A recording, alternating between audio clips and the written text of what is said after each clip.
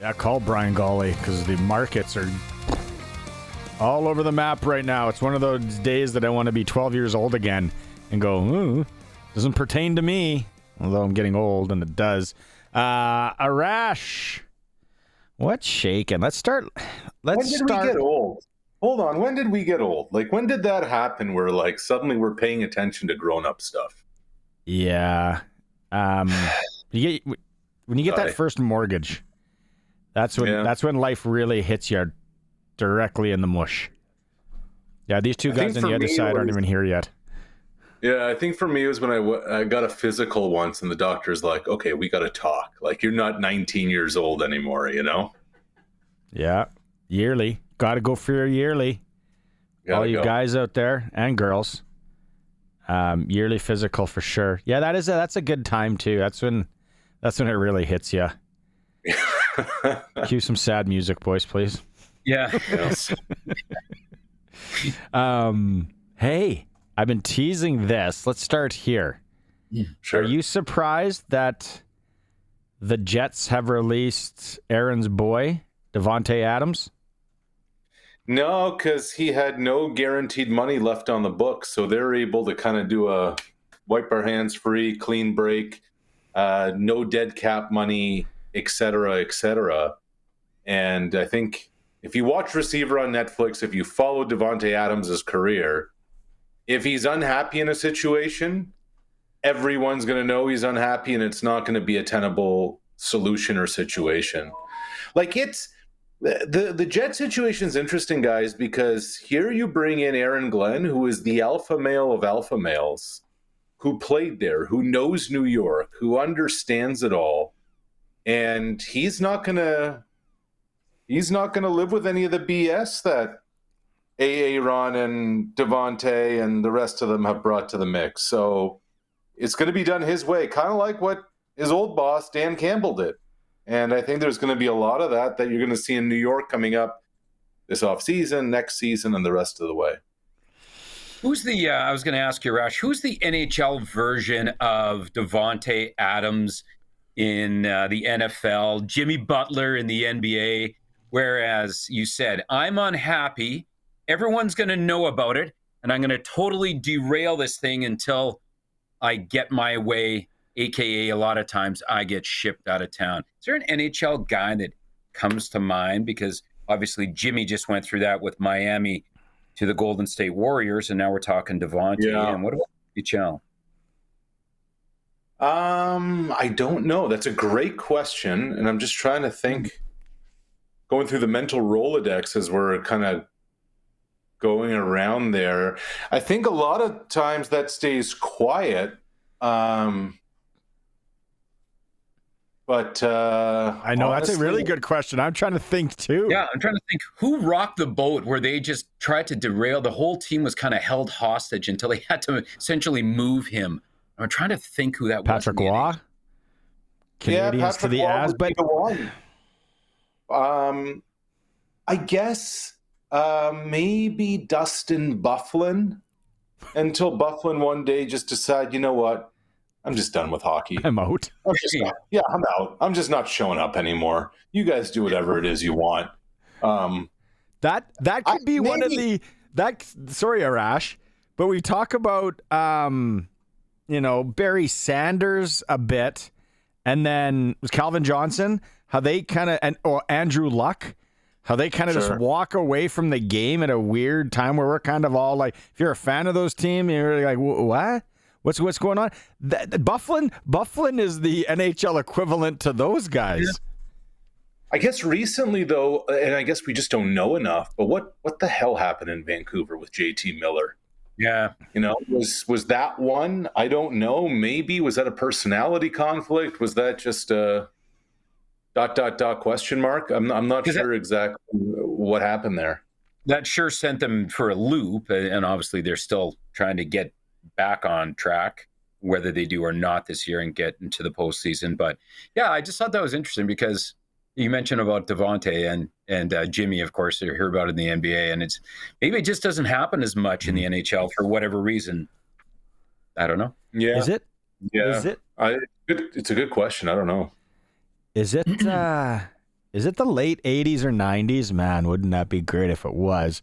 And running backs are getting paid again in the NFL? Seems like it, doesn't it? Did you see the Saquon money today? Oh, come on. So 2 years, 41.2 makes him the highest paid running back in NFL history. 2 years after every GM and owner wanted you to believe that running backs were a dime a dozen, you could plug and play anybody. Here comes number 26 of the Philadelphia Eagles, as Jalen Hurts, was mic'd up and basically told Saquon, "You are our missing piece." Now Saquon has set the record, and there's so many more incentives and escalators. There's an extra 15 he could make. Of the 42, 36 is guaranteed. He's going to get the money. They are fully invested on Saquon Barkley being the heartbeat of their offense. How about that, fellas? And what's interesting with this, Arash, too, is that we'll wait and see. I totally believe that Saquon, with his work ethic and just the physical specimen he is, if he can stay healthy, that he will absolutely earn every bit of this. And maybe it's almost a bit of a bargain if he can stay healthy. But this was the money that the Dallas Cowboys, of course, threw at Ezekiel Elliott. And then Elliott went completely in the tank. And that had everybody thinking, whoa, running backs only last 3 or 4 years and then they go in the tank. And it seemed like the Ezekiel Elliott contract was one that started this nonsense, if you will. And it seems that we're back on track. And I think Saquon will get this back on track for running backs. Well, here's the thing. If you're going to look at the Dallas Cowboys as the model of what to do, that's your first catastrophic mistake. That not only is a fireable offense, it might be like firing squad offense. What's the last smart, intelligent move that Jerry and Stephen Jones have made running that franchise? Building the stadium. The stadium. Yep. Yeah, the scoreboard. Buying the team for $200 million, and now it's worth $10 billion. But from a football ops standpoint, Jerry wanted to draft Johnny Manziel in the first round. I wonder what Jerry must have thought, if he even knew what was going on, to see Johnny running around Hamilton and Montreal not that long after. Thankfully, Jason Garrett and the scouts talked him into drafting Zach Martin instead, an offensive lineman. Martin just retired. He's 5 years away from the Hall of Fame. So if you're using Jerry Jones and the Cowboys as the model, you may want to rethink some things. I wonder what would happen if Johnny Manziel went to that would have been a debacle. It was already a debacle in Cleveland, but man, if he was in Dallas, that would have been off the chain nutso, yes. I heard in Dallas, it's just GMs and all that typically make bad decisions. Basketball, football, doesn't really matter. Very well. Sitting on that one for a while. Nico and Jerry, what a duo. What's going to happen? First off, back to the Saquon thing and just the Super Bowl and everything. If you're in the New York Jets front office, what if you're that guy with the Jets that said, no, you have to sign him, and you were just kind of put off to the side? Oh, the Giants, you mean? The Giants, I mean. Yeah. Do you go? Told you so. But what are they going to do for a quarterback there? What are the Saints going to do for a quarterback? What are the Raiders going to do for a quarterback? At what team do we start hearing Colin Kaepernick is coming back to throw for somebody? Well, here's the interesting part. If you listen to what, I watched, because I'm a loser, I watched a lot of the Combine over the weekend.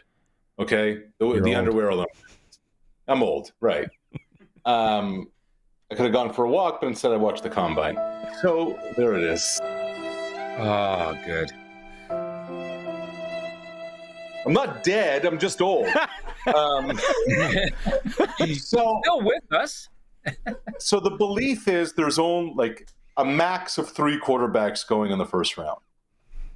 Cam Ward, Shedeur Sanders are probably going to be top 5 picks, and then, maybe Jackson Dart, somebody else. What does that mean?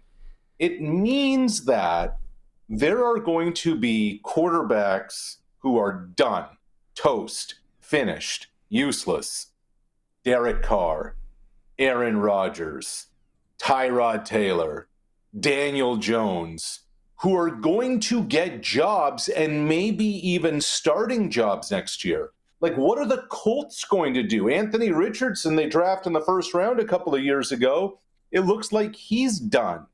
So what do you do? It means that, is Aaron Rodgers just basically going to go from one side of the Meadowlands to the other? Is he just going to go from the Jets to the Giants? Is that really what's going to happen over there in New York? Because everybody with the Giants is now coaching, managing for their jobs. Can you really rely on a rookie to get it done for you? I'm not so sure, fellas.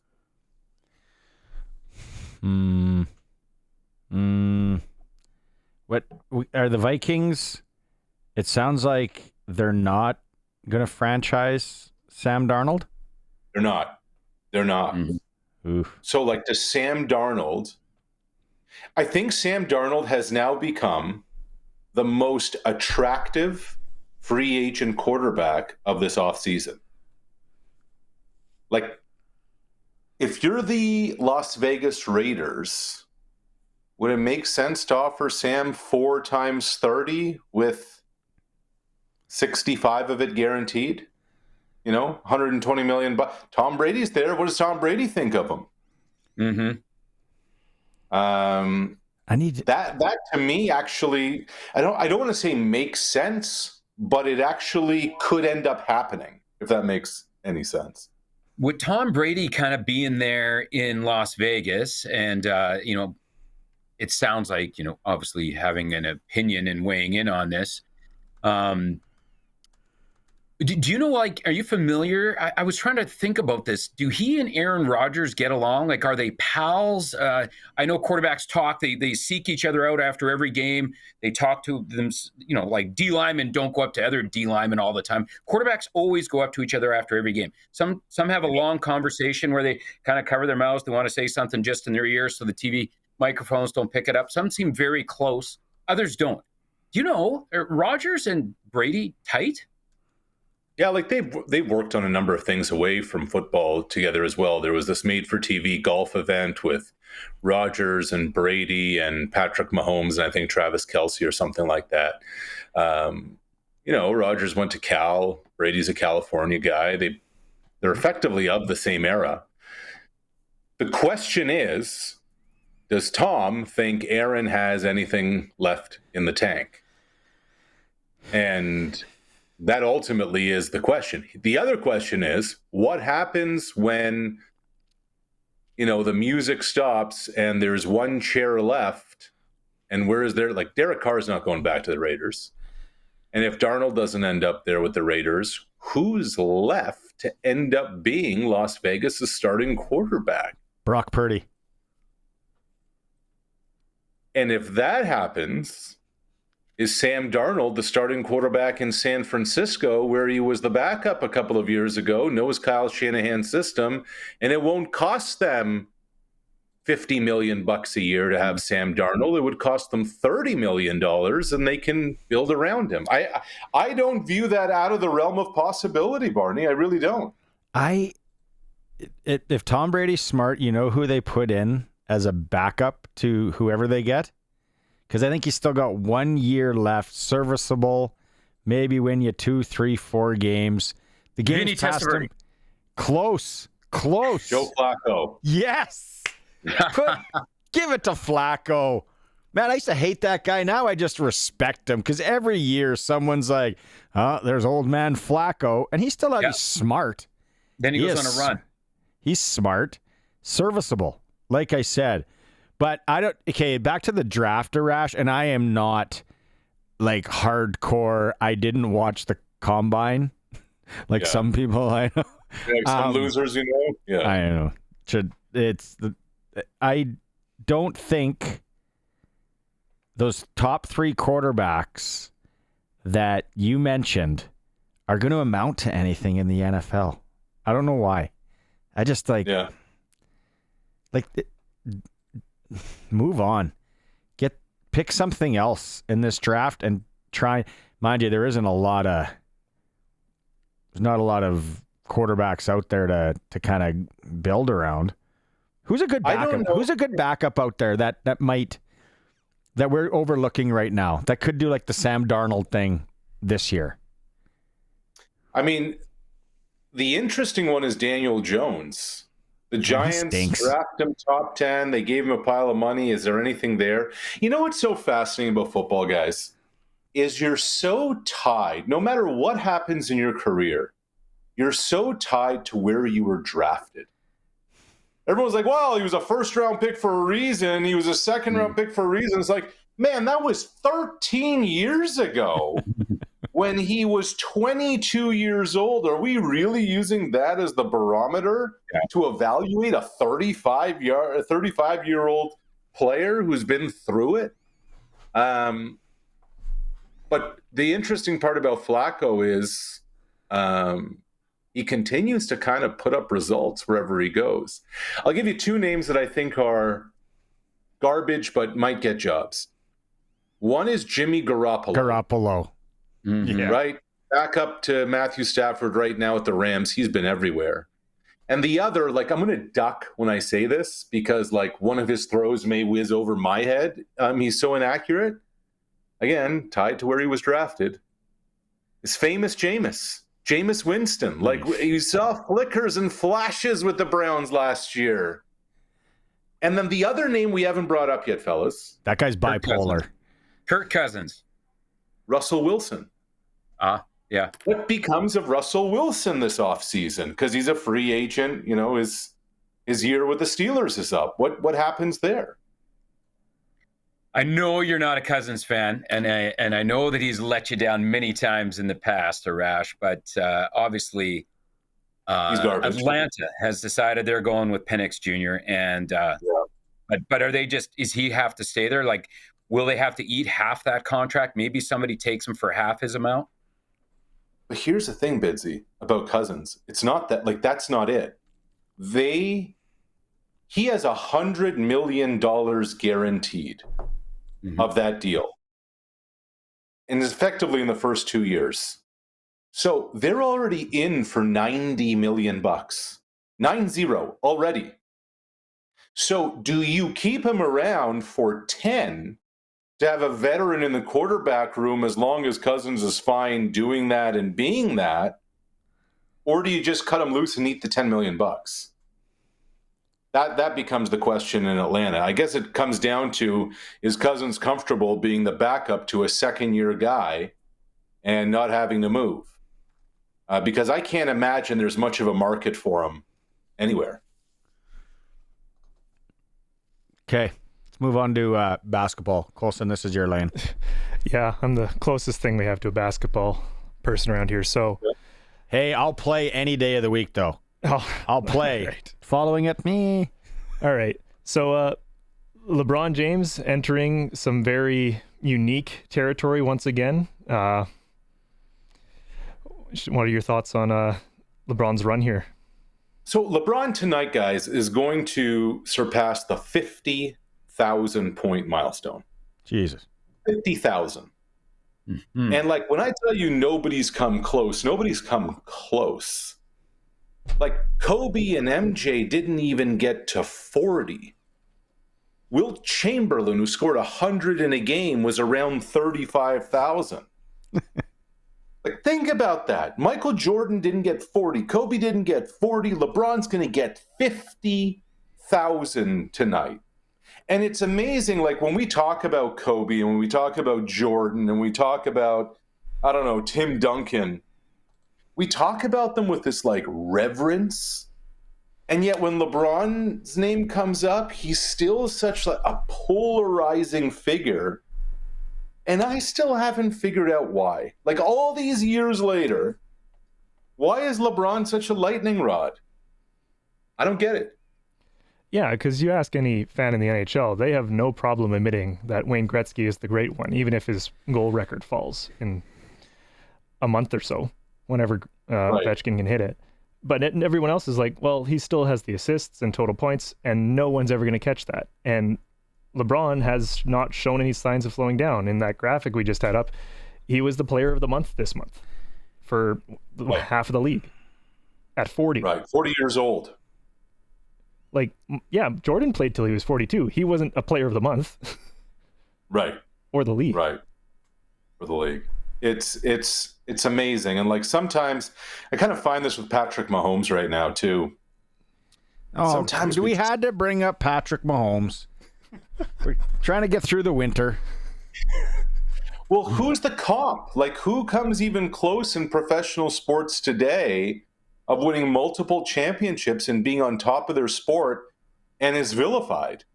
Sometimes we just don't appreciate the greatness that's happening until it's gone, I guess. I don't know. With LeBron, though, it goes back to I'm taking my talents and creating, championship teams. I think that rubs people the wrong way. Maybe it's because that he calls himself King James, or maybe it's just people are just huge, diehard Jordan fans, and LeBron quite often says that he's the greatest basketball player of all time. A lot of times other people do as well. But LeBron says it a lot himself. Maybe that's it, Arash, if there was just coming up with reasons. But yeah, it's so interesting though, Bidsy. Like the first thing you bring up is that 15 years ago, in one interview, wearing a checkered shirt, LeBron says, I'm taking my talents to South Beach. Like, this guy has been a professional basketball player for more than 20 years. He came out of high school and all he's done is perform. And we now live in an internet, cell phone, camera phone, social media gotcha world. And this guy's nose has been so clean for 20 years. What's the biggest controversy over LeBron? The decision. Yeah. The fact that I'm taking my talents to South Beach, LeBron wasn't the first to set up a super team. Charles Barkley left Phoenix to join the Houston Rockets. Clyde Drexler was there. Hakeem Olajuwon was there. Robert Horry was there. Mario Elie was there. They just didn't win. You know, Tom Brady went to Tampa Bay. He brought Gronk along with him. Started recruiting Ndamukong Suh and the rest. I just find it amazing that at a time, like we talk about Johnny Manziel, like Johnny couldn't go 3 weeks without, a catastrophe happening. And because LeBron in a checkered shirt said, I'm taking my talents to South Beach, people just can't let that go. We're okay with Air Jordan. We're just not okay with King James. I don't remember his attire for that. I didn't remember a checkered shirt either. I do remember he said there ain't no party like a Diddy party, and that kind of got him in trouble as well, too. But did he really say that? Yeah. Oof. Yeah. Fired. I'd love to imagine See camera tape? phones existed Oh. when Michael Jordan was in Atlantic City until 5, 6 in the morning, drinking cognac, smoking cigars, and gambling at a casino, and then showing up to a day game the next day at Madison Square Garden. Like, what would happen? Or back in the day, even when players were traveling by train. I mean, can you imagine if there were cameras around? Everything just became a story, was folklore, because it never really was captured, right? So, but nowadays, everything is captured. So yes, you're right. Yeah. Oh, he is in a purple and white plaid shirt. Checkered shirt. There it is. He looks young. How young he is there, huh? That's pre going to the doctor for physicals. What else did we go to getting a mortgage? You didn't have to worry about that. I don't know if that was Curtis or Colson who pulled that up in a pinch, but well done, guys. Colson directing Curtis. There we go. Kurt, you say the decision to Curtis. He's like, huh? Yeah, I get easily confused. I'm not sure where I'm going and whatnot. So Colson's the offensive coordinator and Curtis is the quarterback? Is that what we got? I also play a bit of middle linebacker, but I don't have the build for it. That's it. That's it. Curtis, make sure the iPads are good to watch the replays. We're charged up, right? Yeah. Maybe I'm like running back. You just give me the ball. I just try to like run straight and keep going. I don't know. So what happens when Barney comes over all pissed off and smashes all the tablets? Then what happens? Things aren't that important that I got to smash anything around here. I get sad. Amen. I got an emotional running back. I got a 13-year-old and an 11-year-old. I'm kind of trying to keep alive. Those are the biggest problems in my life. Amen. All right, buddy. Talk to you Thursday. See you, boys. You got it. Right. Thanks, Rash.